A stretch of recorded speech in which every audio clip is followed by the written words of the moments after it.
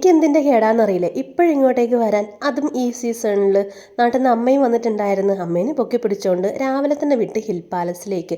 അടുത്താണെങ്കിലും അധികമൊന്നും ഇവിടെ പോയിട്ടുണ്ടായില്ല കേട്ടോ. അപ്പം കൊച്ചുങ്ങൾ രാവിലെ നേരത്തെ അങ്ങോട്ട് വിട്ടിട്ടുണ്ടായിരുന്നു. അവരുടെ പിറകെ ഞങ്ങളും വിട്ട്. ചെറിയ മോനെ കൊണ്ടുപോയിട്ടില്ല. അപ്പം അവൻ്റെ പരിവം തീർക്കാൻ വേണ്ടിയിട്ടാണ് ഞങ്ങൾ പോയത്.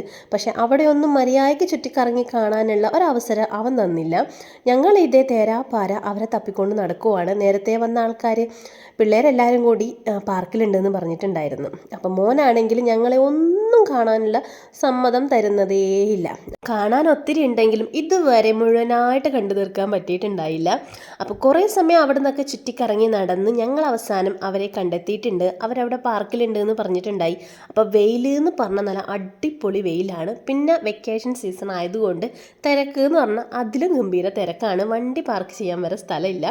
ഒന്നാമത് ബ്ലോക്കും കാര്യങ്ങളൊക്കെ ആയിട്ട് ഇച്ചിരി ലേറ്റ് ആവുകയും ചെയ്തിട്ടോ വരാനായിട്ട്. നമ്മുടെ മണിച്ചിത്രത്താഴ് ഷൂട്ട് ചെയ്ത സ്ഥലമാണ് കേട്ടോ ഹിൽ പാലസ് എന്ന് പറയുന്നത്. രാജാവിന് കിരീടം മുതൽ ചെങ്കോല് മുതൽ ഇല്ല സാധനങ്ങൾ മുഴുവൻ അവിടെ ഉണ്ട്. എന്നിട്ട് ഇതേ പതുക്കെ അമ്മേനെയും കൊണ്ട് ഞങ്ങൾ ആ ഹിൽ പാലസിലെ വരാന്ത മുഴുവൻ കയറി ഇറങ്ങിയിട്ടുണ്ട്. മുട്ടുവേദനയുള്ള അമ്മേനെയും വലിച്ചുകൊണ്ടാണ് ഈ നടത്തുന്ന ഓർക്കണേ. എന്നെ ശപിക്കാത്തത് ഭാഗ്യം എന്ന് പറയാം. അപ്പോൾ ഇതേ അവരെ പാർക്കിൽ എത്തിച്ചേർന്നിട്ടുണ്ട്. അപ്പോൾ എല്ലാവരും കൂടെ കണ്ടപ്പോൾ അവരും ഹാപ്പിയായി. അപ്പോൾ കുഞ്ഞിതായോണ്ടുകൊണ്ടാണ് അവനെ കൊണ്ടുവരാതിരുന്നത്. പിന്നെ ഇച്ചിരി വികൃതിയുമാണ്.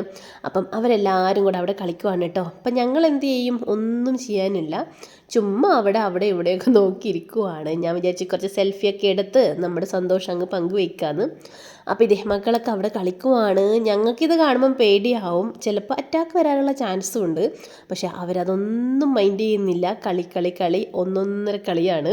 ഇനി ഒരിക്കലും തിരിച്ചു കെട്ടാത്ത ഈ കുട്ടിക്കാലം നമുക്ക് ആസ്വദിക്കാൻ ഇനി പറ്റില്ലല്ലോ. അവരെങ്കിലും ആസ്വദിക്കട്ടെ. എന്ത് നല്ല കുട്ടിക്കാലം, അതും നമുക്ക് തിരിച്ചു കിട്ടിയിരുന്നെങ്കിൽ ഒരു നിമിഷം ആഗ്രഹിച്ചു പോവുകയാണ്.